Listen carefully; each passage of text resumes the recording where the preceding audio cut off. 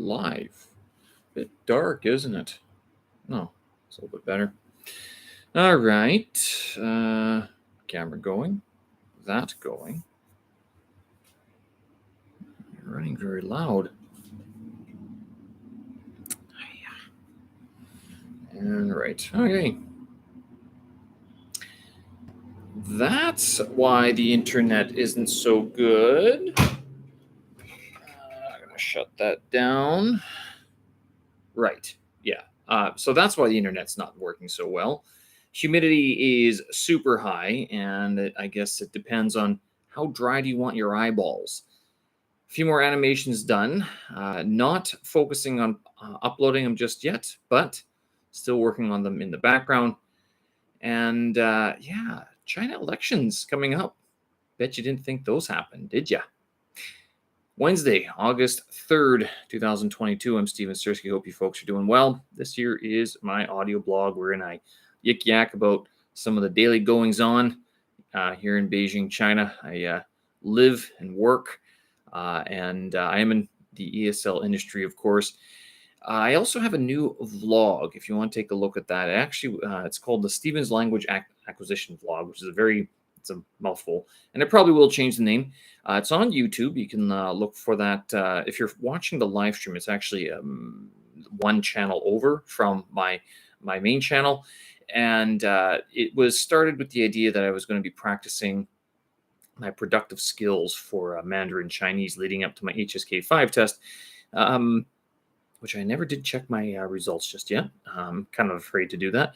But there I've also been posting a couple of tips, some advice, and some language study, language learning analysis.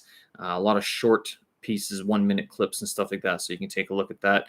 Let me know what you think. Am I onto something good here, or am I FOS? Right. All right. So, yeah, this whole internet thing. Was talking to another guy on the compound, and he's like, "Yep, internet wasn't doing so well. Videos weren't loading." He teaches online, but he teaches going 4 hours ahead, or like around Australia, New Zealand, like so ahead. Whereas I go North American time. He goes Asia, South Pacific area, and he's saying, yeah, connections haven't been good. It's been kind of slow. I'm not sure exactly if he has the same type of internet connection. My compound, I think, it's sponsored by, not sponsored. It's provided by China Telecom. So I think, yes, China Telecom. So there's like 2 cables going into the compound or whatever that provide all the data flow for the whole thing. Now, whether or not that makes a huge difference in terms of each individual apartment, I don't know. And whether or not I highly suspect that my Wi-Fi has been compromised in some way, and that like someone has guessed the password, and I don't know how to change the password. So I'm guessing, I'm just assuming someone's taking it up, or taking up my bandwidth, or the other thing that's happening is that maybe again, since China Telecom does provide internet services for the compound, it's just, I mean, it's bogged down during the day when everyone's working from home, since so many people are working from home. The third reason, and this is probably more likely, is because there's something going on. And I think I mentioned this last week. Something is probably going on that I'm not aware of. And yep, sure enough, last night, Nancy Pelosi landed in Taiwan. Oh, that would be why my internet's not so good. Okay, so yeah. However, one thing I've purchased to hopefully remedy the situation, I'm trying it out right now, is an Ethernet adapter for my MacBook. I've been using Wi-Fi, so now I have it's a Belkin adapter for MacBooks, and it has Ethernet cable, power delivery USB-C, 2 USB things, HDMI, and an SD card reader. It's not very much, but I bought it because I've also got a new tablet as well. And so I want to be able to use the Ethernet, and hopefully, the connection won't drop as much or as often or at all, to tell you the truth, since it's hardwired into the computer. So that's the hope, that's the goal, and we'll see. So far, I mean, I'm 5 minutes into this, and I haven't had any issues so far. I haven't. This is the first time I'm using it for a live stream, so I'll try it again. Hopefully tomorrow to do another Chinese character live stream, which I haven't done in this week just yet. So I will get that done as well. The other thing that could be affecting the internet is the humidity. It could be, probably not, given the other just mentioned reason. I'm assuming it's not the humidity, but yes, humidity is super high and it is affecting the workouts. I think actually a lot of my weight loss this summer is pretty much due to dehydration. I'm down probably another 1.2, 1.5, 1.5 kilos basically since the beginning of the summer.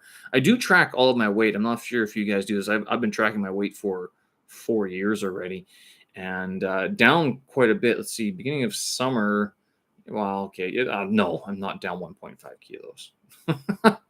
I'm down not very much kilos at all, like one. That's it, basically, since the beginning of the summer. So that's 2.2 pounds. Not bad. I'm not really looking to drop weight so much as I'm looking to drop fat, and that's. I have noticed that things are coming along. That I am slimming down quite a bit compared to what I was before. One issue that I'm seeing, and this is kind of going off of how I've seen other people do cuts as well, is that I'm lacking much of an upper body presence. Since I do a lot of these kettlebell, a lot of what you call transverse, like full body workouts, I'm never really working on any one muscle group. As a result, it's like you'd see guys who are skinnier than me, but then have larger upper bodies, whereas I don't have much of an upper body because I don't focus on any part of it. I guess I could. I wonder how I would work on such things. Like today, I did another slow kettlebell workout in the afternoon after my 2-mile run, and things like that are good to sort of do every now and then, like to build muscle, rather than doing the quick, the fast-paced kettlebell flows that I normally do, like this, even the swings, like doing 100 swings or get-ups, like those are full body workouts. Those aren't going to be targeting any one muscle group. As a result, I mean, you're not going to see definition in any one place, but you are going to feel stronger overall. So yeah, but the humidity is definitely affecting the workouts. It was hot this morning. It was very, very warm this morning. And then even this afternoon, it's it's one of these things. It's not a malaise. It's a lethargy. That's one thing. So I feel lethargic. You got to keep. I don't think I was properly hydrated until about 11 o'clock or 12, like until lunch. And just the amount of water that you have to consume every day is it's a lot. So I don't know how you guys are keeping cool. I mean, I don't have an air conditioner. I've complained about it before. I have one fan. No doubt you can hear it going right now. But I mean, the humidity topped 80% today. It's down to it's 72% right now, and it's worse if I wash clothes and I hang them out within the apartment. Then yeah, it gets even more humid inside as well. So it's 3 more weeks and then it'll cool down. 6 more weeks and you'll be complaining. Well, then you'll be saying it's nice weather. 8 more weeks you'll be saying it's cold outside. So got to enjoy it while it lasts. I've done a few more animations. I've actually been inspired. There's a guy I know who has written some songs for his son, and he's a very good songwriter, but he doesn't do a lot of original stuff. He does a lot of cover songs. So he plays a lot of other people's music, but he wrote this one very simple song, and I've taken the liberty to do some animations for it. So very basic animations. Again, with this new tablet that I have, this new iPad, there are some features in it that make animation a whole lot easier. And so with that in mind, I'm able to produce hopefully a little bit more, a lot quicker as well. So this song, I haven't cleared with him to use it just yet, so I'm not going to post it just yet. But I have done some animations for it. We'll see how it goes. I think it's just kind of silly, but for what the song is, given that it's a child song, a children's song, I can actually see where this could go. Like he definitely could be a children's entertainer in China if he wanted to. I think the market is there for his taking. If you know Fred Penner, he's a famous Canadian children's entertainer. Huge influence on me. Huge influence on a lot of musicians that I know throughout Canada. And yeah, he could be like sort of the Fred Penner of China, or I mean anywhere basically, but certainly have a presence in China. So yeah, these animations, I will. I think I'm gonna build them up, and then I won't worry about posting them just yet until the weekend. I'll just have more time to deal with it on the weekend, rather than trying to fuff about and get everything posted by midnight under some sort of kind of deadline. All right, so you can look for that. Of course, I will post the archives up on my website, so stevensersky.com, where I'll make a special page for the animations. Don't get your hopes up. I mean, this is, if I draw, it's almost comical. I should almost, yeah, I don't know. I see these animations and I'm very proud because I'm like, I drew that. Look at that. But if you knew how long it took to animate, 3 seconds, 12 seconds. I mean, 12 times 12, it's 144 frames. And if you're doing it like me, where you're animating cell by cell, it takes, even a crappy stickman walking takes quite a long time to actually animate. So, I mean, it's rather engrossing, only because I'm working on one element and that's it. And that's what I want to work on this month with this animation stuff, is just working on animation. I know I said claymation and I will get to that. But I've been doing cell by cell animation lately. I've been doing some of this AR, like animated. It's the camera. It's built in. Like, how Snapchat has filters and stuff like that. So I've been using that. There's another function that I've been using as well to animate some things as well. So again, very broad approach to animation, but that's what I want to focus on for this month. China elections coming up. Bet you didn't think that happens here. It does. China is a republic, and they do actually vote. Now, the vote might be heavily decided beforehand, but there's old Chinese saying, like Sun Tzu basically said, if win the battle, win the war before you even start fighting. If you don't, then you've lost. Like, basically. So the idea is that you stack all the chips in your favor and do as much as you can to make sure that you win, and then you go to war, basically. If you do it the other way around, go to war and then think you're going to win, it doesn't always work that way. So in October, November, there'll be another party conference, whatever, and apparently this real estate thing here in China has been it's not over.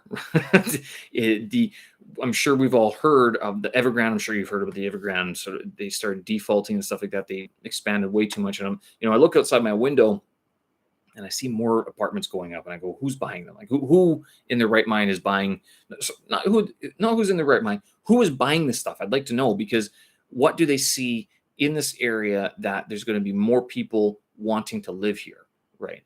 And again, I understand it's a good area, but the area hasn't changed that much. There's been no additions of like any other schooling or any other amenities. I mean, the only other amenity is more apartment buildings. That's it.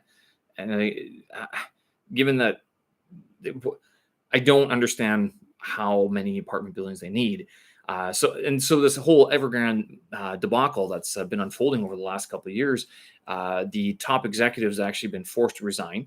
And I guess they're facing legal charges as well. I mean, as what happens when you're forced to resign. I'm not sure, but also the banking sector is apparently getting hit, which would explain why the banks haven't moved. I was looking at. I think I talked about these a while ago.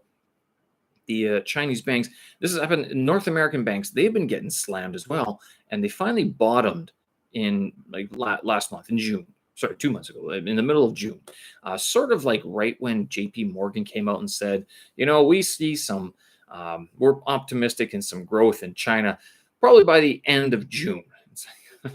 And right on the money. Wow. I guess when you run the table You can call shots like that, and you'll be right. And J.P. Morgan is certainly one of the larger hands at the table, one of the larger table owners. They apparently, and this is a little bit of a digression from the Evergrande, the real estate and the banking here, but there's a recent regulatory introduction wherein there's what was it called, net settling or something like that, where banks in China are now able to use derivatives to create some sort of fill the gap between their net balances, or their profits and their losses. No, sorry, not profits and losses, between some sort of two funds, two accounts, two numbers that they use. And this introduction of derivatives is similar to what other countries do. Like, it's widely used in the UK, like in London and in New York, and I think was used in Hong Kong, or is being used in Hong Kong, but now it's available in the mainland. And one of the beneficiaries of this means that people like JP Morgan, or not people, companies, banks like JP Morgan, Citibank, and all those can now be a little bit more directly involved in the mainland Chinese financial system, whereas before they had to go through intermediary, like a middleman. I can't remember what that name was. Give me a second. Let's see. Net something or other. No idea. Nope. Mortgage boycotts. Nope. All right. Well, I'm going to have to look that up and see what happens. What if I look up derivatives? Derivatives. Oh, that didn't work either. Anyway, well, I'm going to have to leave that alone. But China derivatives law. Oh, there it is. There you go. Lowering costs for investors on Bloomberg. It was on Bloomberg, so you can look that up. What is this? I just wanted that one term that they were using. So-called closeout netting. There we go. This recognition of so-called closeout netting is seen lowering the cost of trading by reducing the funds that would be needed to be set aside to protect against credit risk. So there you go. It's a new law that they've just introduced, and this gives these banks a little bit more involvement in the Chinese mainland financial markets, which is part of the opening up. 40 years later, they're still opening up, which is another sort of thing. You're kind of like, how interesting. How long is this going to take? Good question. So yeah, with the Evergrande executives, the banks sort of under the spotlight, it also is apparently going to affect the tech sector, and this also makes sense because the tech stocks haven't been recovering with some of the other stocks that have been recovering in the Chinese mainland. So over the last couple months, you've seen banks become like sort of go down. Tech stocks have been crushed, and they haven't been rallying at all. I mean, I think the stocks that were rallying earlier, I mean, there were some energy stocks that were doing well. Some of the car companies are doing well, but the ones that that you'd sort of think would lead the charge were the banks. They aren't really participating in this idea that there's elections going forward, and there might be some negotiations going on in which people need to understand which way the tide is going, and if they're not swimming with the tide, well, who knows? They might not be invited to swim anymore, I guess you could say, right? So that's, I mean, I've seen these over the last couple of weeks, and it kind of makes sense with the markets and how they're sort of shaping up so far in the mainland of China. All right, vocab, HSK5 vocab. How you guys doing with your Chinese studies, with your language studies?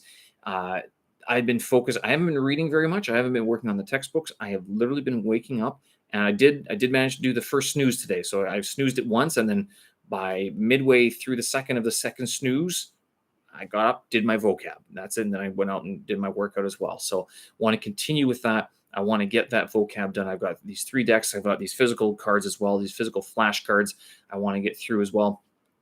Again, I said it before going into the test.